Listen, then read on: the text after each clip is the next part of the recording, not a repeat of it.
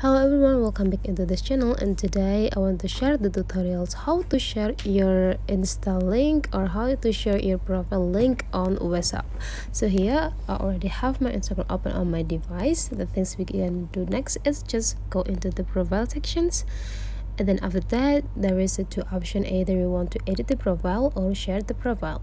Since we want to share it, our profile, just click the share profile and then we will be generated into these options. If you want to like share your profile automatically that generated by the application, just go into the share profile in the left side.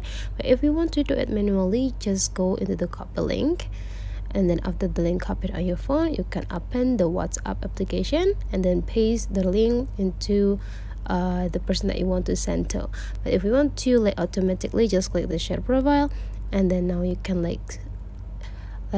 scroll into the left side until you find a WhatsApp options, and then just click WhatsApp and choose to whom you want to send your profile to. So that's all for today's tutorial. Don't forget to leave some comment, like and subscribe into this channel.